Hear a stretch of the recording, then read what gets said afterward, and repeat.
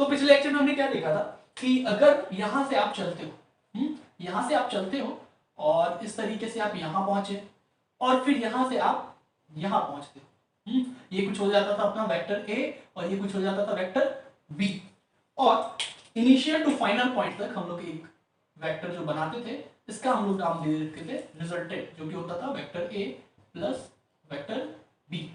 आज हम लोग जो सीखेंगे वो सीखेंगे इस रिजल्टेंट का मैग्नीट्यूड निकालने का। तो रिजल्टेंट का मैग्नीट्यूड निकालने के दो तरीके होते हैं, एक ट्रायंगल लॉ ऑफ एडिशन और दूसरा पैरेललोग्राम लॉ ऑफ एडिशन। तो वीडियो में अंत तक बने रहिए और एक रिक्वेस्ट करूंगा, नया चैनल है तो प्लीज सब्सक्राइब कर देना अगर वीडियो पसंद आए तो।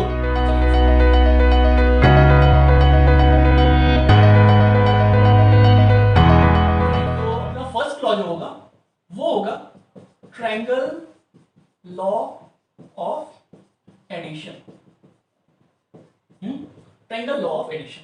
तो वही वाला कल वाला जो डायग्राम, लास्ट लेक्चर वाला डायग्राम है वो अपना पहले बना लेते हैं कि हम लोग कहां से चले, इस पॉइंट से चले, ये कुछ हमने यहां तक ट्रेस किया vector A, okay, and then यहां से कहां पहुंच गए, कुछ यहां पे, ये हो गया अपना वेक्टर बी। ठीक है, बहुत अच्छी बात।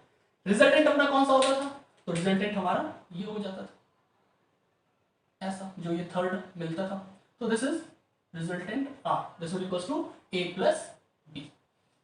नाउ करना क्या है, ट्रायंगल लॉ पढ़ रहे हैं और निकालेंगे क्या हम लोग, मैग्नीट्यूड। तो इसको ऐसे ऐसे करके डॉट करके आगे बढ़ा देते हैं और इससे आगे ऐसे करके मिला देते हैं। ठीक है, नाउ फर्स्ट पॉइंट जो मैं बताऊंगा वो है एंगल बिटवीन वेक्टर्स। जो दो वेक्टर हमारे पास दिए हुए ए एंड बी, ठीक है, इन दोनों के बीच का अगर एंगल निकालने बोले तो ये पॉइंट ध्यान में रखना, ये पॉइंट कंफ्यूजिंग नहीं कहूंगा, इजी पॉइंट है लेकिन ये ध्यान में रखना चाहिए।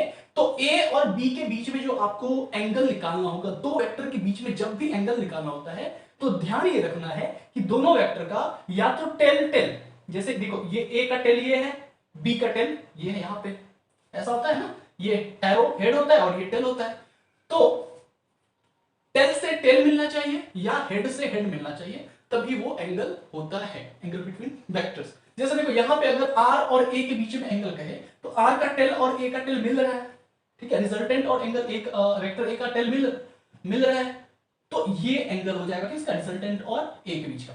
इसका नाम हम लोग कुछ अल्फा दे रखा है, ठीक ना। एंगल बिटवीन वेक्टर्स अगर कहेगा तो ये वाला जो है ना, ये अपना एंगल बिटवीन वेक्टर्स नहीं होगा। क्यों, क्योंकि हम लोग देख रहे हैं ना, यहां टेल है, ए का टेल, सॉरी ए का हेड और बी का टेल मिल रहा है। कैसा हो रहा है, ये अपना बी है और ये अपना ए, तो इसका टेल और इसका हेड, ए का हेड बी का टेल मिल रहा है, तो ये नहीं होगा। तो इसके लिए हम क्या करेंगे, इस वेक्टर को डिस्प्लेस करके यहां ले आएंगे, टेल टू टेल मिलाने के लिए, तो यहां ले आएंगे। तो दैट मींस सिंपली इस लाइन को अगर हम लोग बढ़ा दें तो ये वाला जो एंगल होगा, ये हमने ए जो था ना, ए को उठा के इधर ले आया, तो ये वाला एंगल, अब देखो बी का टेल और ए का टेल दोनों का मिल रहा है, तो ये वाला जो एंगल होगा दैट इज थीटा, ये होगा एंगल बिटवीन वेक्टर्स, ये वाला नहीं होगा। तो यहां पे वही चीज देखो, तो सिंपली ये आगे बढ़ा, तो ये एंगल जो होगा this theta will be what, angle between vectors, A और बी के बीच का वेक्टर का एंगल कौन होगा, ये थीटा। इतनी बात आई समझ में। अब बहुत ही आसान सा मैथमेटिक्स है, यहाँ पे क्या मैथमेटिक्स है, तो सबसे पहले नेमिंग कर दो, तो नेमिंग कर देते हैं, ये मान लो ए बी सी और डी, ऐसे करके चारों पॉइंट्स का हमने नाम दे दिया। नाउ अगर हम लोग सबसे पहले बात करें किसकी, ट्रायंगल ए और ट्रायंगल बी डी सी की बात करें, ट्रायंगल बी डी सी की, तो ये बी डी सी एक राइट एंगल ट्रायंगल है, दिख रहा है बहुत अच्छे से 90 डिग्री सी पे। तो यहां से हम लोग पाइथागोरस थ्योरम से बोल सकते हैं B D square will equals to D C square plus B C square, इतनी बात बोल सकते हैं। तो ये हमारा हो गया मान लो इक्वेशन 1। अब आ जाते हैं next triangle A B C पे, ट्रायंगल ए बी सी, यहां पे भी ये भी 90 डिग्री वाला ही ट्रायंगल है, यानी राइट एंगल ट्रायंगल, तो यहां पे भी वही पाइथागोरस थ्योरम लगाओ, तो A B square will equals to B C square plus A C square होगा। आ रहा है समझ में, बहुत आसान। तो बस अब कुछ करना नहीं है, यहां से हम लोग कंपैरिजन ला देंगे। देखो यहां से अगर बी सी स्क्वायर की बात करें, ठीक है, B C square equals to B D square minus D C square होगा, B C square equals to B D square minus D C square होगा। इस बी सी के जगह यहां बी सी स्क्वायर दिख रहा है, यहां बी सी स्क्वायर दिख रहा है, तो क्या इक्वेशन 1 को हम लोग यहां सब्स्टिट्यूट कर सकते हैं इक्वेशन 2 में? इक्वेशन 1 को हम लोग सब्स्टिट्यूट कर देंगे इक्वेशन 2 में, तो आ जाएगा बहुत आसान सा खेल। ए बी, अच्छा अब नाम बदल दो, ए बी का नाम क्या था? रिजल्टेंट आर, तो यहां पे हम कह सकते हैं आर, अच्छा स्क्वायर कर रहे हैं, मॉडुलस लगा देंगे, तो मॉडुलस, तो सिंपली मॉडुलस लगाओ या नहीं लगाओ, तो सिंपली सिर्फ आर लिख सकते हो। अगर कल लास्ट लेक्चर में मैंने सिखाया था ना कि मैग्नीट्यूड के लिए या तो मॉडुलस लगा दो नहीं तो वेक्टर का साइन लगा दो, तो R square is equal to B C square. B C कहां दिख रहा है? ये दिख रहा है बी सी, तो बी सी तो अभी पता नहीं है क्या है, तो बी सी को बी सी रख लेते, तो बी सी का भी कुछ नाम नहीं है, तो बी सी को B C square plus A सी, ये दिख रहा है हमें ए सी स्क्वायर। ए सी की जगह हम लोग A D plus D C लिख सकते हैं, A D plus D C, A D plus D C. अच्छा बी सी स्क्वायर को हमें चेंज भी करना था ना, आगे नेक्स्ट वाले में करते हैं। R square will equals to B C की जगह क्या लिख देना है? B D square minus D C square, B D square minus D C square plus ये इन दोनों का होल स्क्वायर है ना, सॉरी ए सी की जगह A D plus D C और इनका होल स्क्वायर, तो ए प्लस बी का होल स्क्वायर क्या होता है? A square plus B square plus 2ab, तो ए डी का स्क्वायर, इसको हम लोग कह सकते हैं इस तरीके से, ए डी का स्क्वायर प्लस डी सी का square plus 2ad into D C, ये होगा। अब लास्ट स्टेप अपना ये होगा, R square equals to B D square, B D square, B D ये है, बी डी का नाम क्या था? बी, तो B square minus D C square plus D C square, चल बसे, तो इन दोनों को चल बसे ले गया Yamraj, plus A D square, A D square, A D का नाम क्या? ए, तो ये हो गया क्या अपना A square plus 2ab, A D तो पहले से ए है, इंटू डी सी। अब देखो डीसी हमने अपने मन से आगे बढ़ाया था, तो इसे हमें जो यूनिट दिया हुआ था ए बी आर इन सब के सेंस में लाना होगा, तो बहुत आसानी से ला सकते हैं। देखो ये डीसी है, ये डीबी है, तो थीटा के लिए डीसी क्या होगा? Base, for theta DC is base, तो DC upon this DB, DC upon DB, this will equals to base upon hypotenuse क्या होता है? cos थीटा, तो डीसी इक्वल्स टू क्या हो जाएगा? डीबी cos थीटा, तो डीसी की जगह हटा के रख दोगे क्या? dv cos थीटा, तो this DC will become dv cos theta, तो dv क्या है? b, तो b cos थीटा, समझ में आ रहा है? डीसी की जगह dv cos थीटा, तो dv क्या था? b, तो b cos थीटा, तो यही होता है रिजल्टेंट का फॉर्मूला, ठीक है? यही होता है फॉर्मूला रिजल्टेंट किसी भी वेक्टर के रिजल्टेंट का, a square plus b square plus 2ab cos theta. ये हमने किस लॉ से देखा? ट्रायंगल लॉ ऑफ एडिशन से देखा। अब नेक्स्ट कौन सा आएगा? नेक्स्ट हमारा आएगा parallelogram law of addition.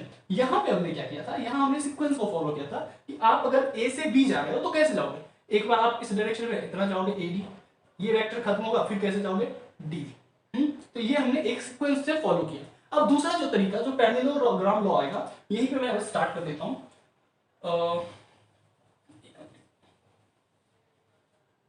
Parallelogram of addition,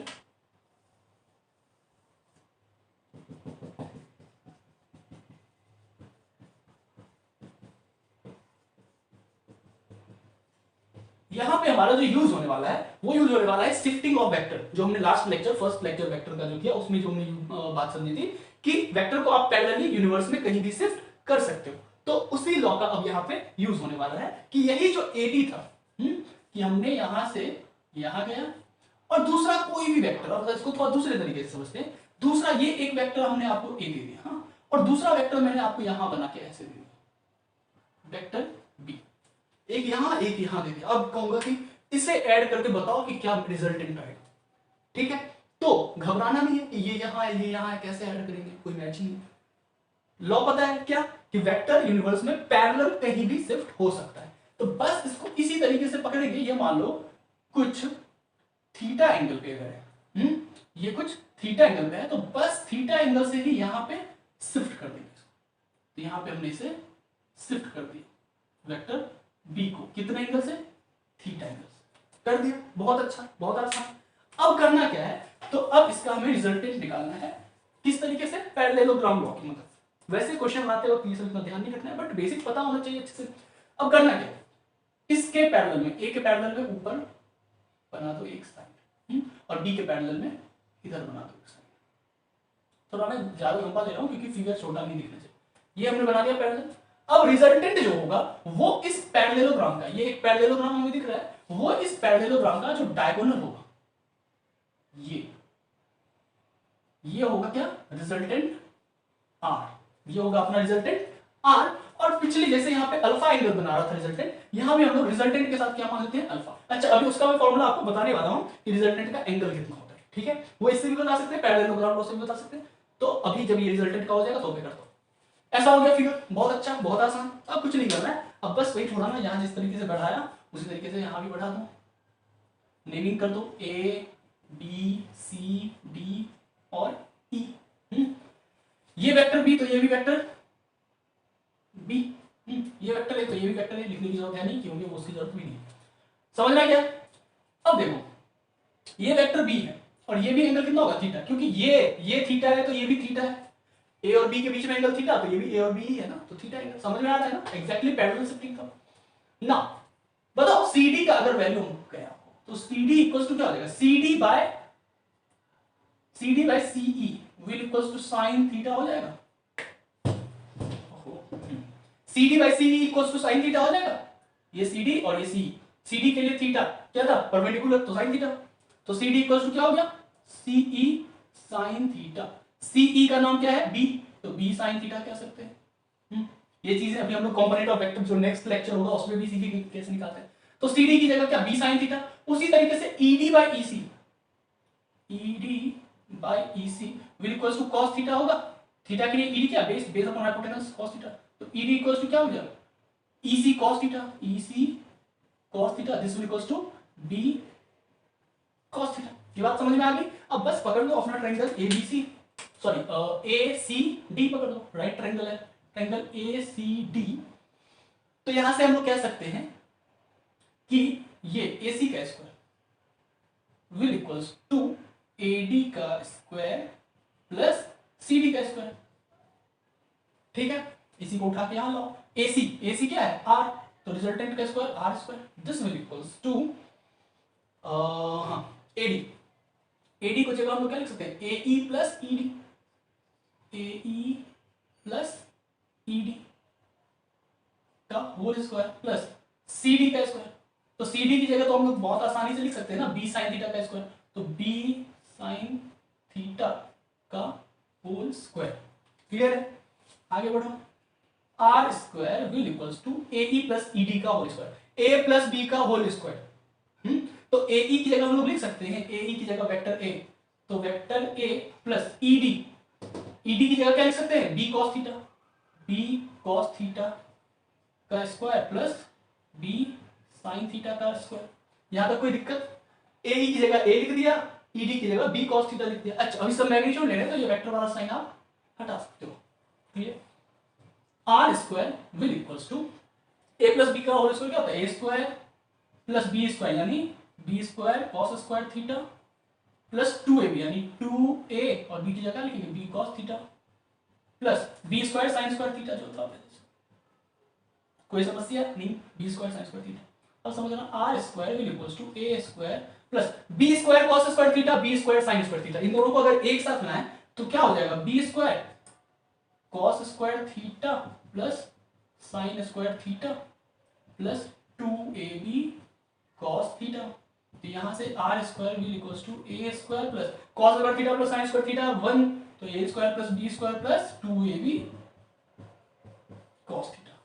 same formula है, तो रिजल्टेंट का फॉर्मूला क्या हो गया, R इक्वल्स टू ये स्क्वायर तो अंडर रूट चला जाएगा, under root A square plus B square plus 2AB cos theta. Triangle law से भी यही आता है, पैरेललोग्राम लॉ से भी यही आता है। मतलब रिजल्टेंट का मैग्नीट्यूड कितना, A square plus B square plus 2AB cos theta. Next thing क्या है कि एंगल कितना बनाएगा, रिजल्टेंट का किसी वेक्टर के साथ एंगल कितना होगा। तो जैसे हमने यहाँ पे नोटेशन क्या ले लिया है, अल्फा A के साथ, यहाँ पे वही चीज लिया है अल्फा A के साथ। तो अगर हम लोग निकालने जाए एंगल तो कह सकते हैं टेन अल्फा ये ट्रायंगल देखना ACD, तो tan alpha equals to CD upon perpendicular by base CD upon AD।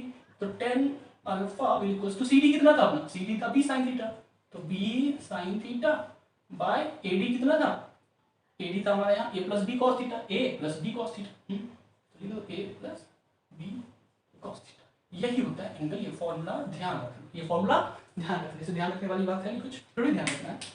ये क्वेश्चन आते हैं जनरली, आते हैं IIT वगैरह में नहीं आएगा, ठीक है, ये एडवांस में नहीं आएगा, मेंस में भी नहीं आएगा, यूज किया हुआ आ सकता है। तो tan alpha equals to B sin theta by A plus B cos theta. एक बात, ये फॉर्मूला तो याद रखना है, इंपॉर्टेंट पॉइंट क्या है इसमें जो ध्यान रखने की है कि ये एंगल जो है, ये अल्फा और B और A, ये जो देख रहे हो इसमें कंफ्यूज नहीं होना है। क्यों कंफ्यूज नहीं होना है, तो एंगल किसके साथ देख लो, जैसे देखो ये A है, ठीक है, ये A है और ये कुछ B है और ये कुछ रिजल्टेंट है R। अब अगर मैं आपसे A के साथ एंगल पूछ रहा हूं, angle between A and R यानी ये अल्फा अगर पूछ रहा हूं, तो उस केस में B कौन होगा, ये B, वेक्टर B ही B होगा। लेकिन मान लो अगर मैं B के साथ पूछ रहा हूं, ये कुछ मान लो ये थीटा या इसको मान लो, हाँ इसी को मान लो अल्फा, तो इस B वेक्टर के लिए जो ये B होगा वो कौन होगा, A। समझ रहे हो ये बात को, B वेक्टर का मतलब ये नहीं कि जहां पे भी B लिख दिए, मान लो अभी नाम यहां बदल दे, ये B हो जाए ये A हो जाए, तो क्या करो, तो नाम से कंफ्यूज नहीं होना। B का मतलब ये हुआ कि जिससे एंगल नहीं लग रहा है, मतलब जैसे यहां अल्फा वो किसके साथ लग रहा है, B के साथ ना, तो ऊपर ये जो B है ये कौन हो जाएगा, वेक्टर A। समझ में आ रहा है, और ये A कौन हो जाएगा, B। तो जैसे इस केस में फॉर्मूला क्या हो जाएगा, A sin theta plus B plus A cos theta. इस केस में जब अल्फा ये बात समझ में आया, तो ये चीज, ये पॉइंट ध्यान में रखना है। क्लियर है इतनी बात, ये था अपना ट्रायंगल लॉ ऑफ एडिशन, ये हो गया हमारा पैरेललोग्राम लॉ ऑफ एडिशन। तो ये मैं हटा के जल्दी से 2-3 क्वेश्चन देख लेते हैं और फिर लेक्चर खत्म करते हैं। Two forces of equal magnitude acting at any point, दो फोर्स हैं दोनों का मैग्नीट्यूड सेम है, तो मान लो F और F होगा, किसी पॉइंट पे लग रहे हैं, such that their resultant is same as either vector, उसका जो रिजल्टेंट है R वो किसी एक के मैग्नीट्यूड के बराबर, एक के मैग्नीट्यूड होने का मतलब दोनों के मैग्नीट्यूड के लिए बराबर ही होगा क्योंकि दोनों सेम ही है। तो कह रहा है find angle between vectors, vectors के बीच में एंगल निकालना कितना, बहुत ही आसान क्वेश्चन, कैसे करेंगे, तो रिजल्टेंट का फॉर्मूला क्या, under root a square plus B square plus 2ab cos theta, तो r, तो सिंपली इसको इधर ले आओ ना रूट को, तो r का square will equal to a कितना है, a भी बराबर है, तो f square plus 2f into f cos theta. Okay, ये r जो है ये भी f के बराबर होगा, तो f square equals to 2f square, और देखो ये भी 2f स्क्वायर, तो ये भी 2f स्क्वायर है और ये भी 2f स्क्वायर है, तो कॉमन ले लिया, तो 1 प्लस 2 cos थीटा।